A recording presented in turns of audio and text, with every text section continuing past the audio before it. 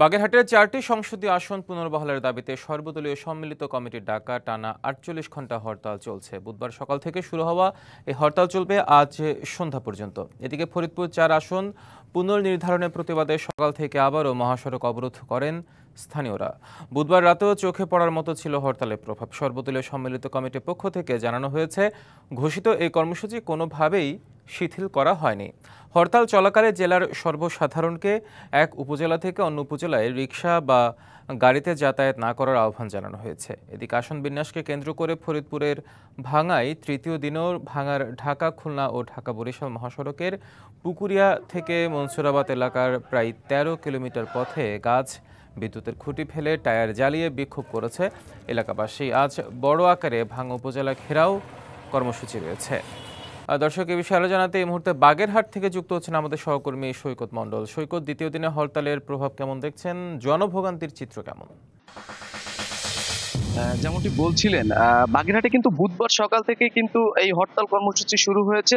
এখানে কিন্তু বাগেরহাটে কিন্তু জনভোগান্তি যারা বাগেরহাটবাসী রয়েছে তারা কিন্তু আসলে উৎফুল্লভাবেই কিন্তু আসলে হরতাল পালন করছে। আর যারা বাগেরহাটের বাইরে রয়েছে তারা কিন্তু আসলে জনভোগান্তিতে পড়েছে বলে আমাদেরকে প্রতিনিয়ত জানিয়েছে। এছাড়াও কিন্তু আমরা দেখেছি যে সকাল থেকেই কিন্তু রয়েছে জেলা প্রশাসক। ন্যাচারাল ব্যাকটেরিয়ালাইসিসের সুরক্ষায় ফ্রেশ ও অ্যাক্টিভ সব সময়। এখন ধুলাবালি জীবাণু ঘাম ক্লিন বোল্ড রিমার্ক। জেলা দায়রা জজ ও নির্বাচন অফিসের কার্যালয়ের সামনে কিন্তু নেতাকর্মীদের অবস্থান দেখেছি। আমরা যদি একটু কথা বলি সাধারণ বাগেরহাটবাসীর সাথে, তাদের আসলে চাওয়াটা কি বা তারা আসলে কি বলতে চান?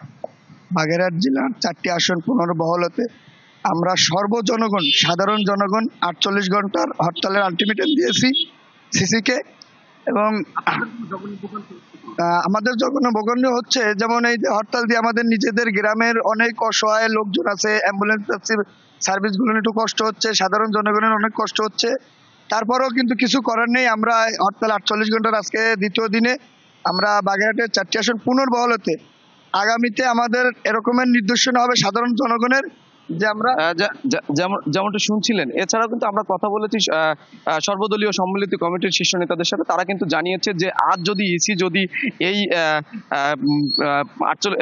4টি আসনের যদি কোনো সমাধান না করে, তাহলে কিন্তু তারা আবার পুনরায় সর্বদলীয় কমিটি বসে তারা কিন্তু একটি মিটিং করে তারপরে পরবর্তী কর্মসূচি ঘোষণা করবে বলে জানিয়েছেন।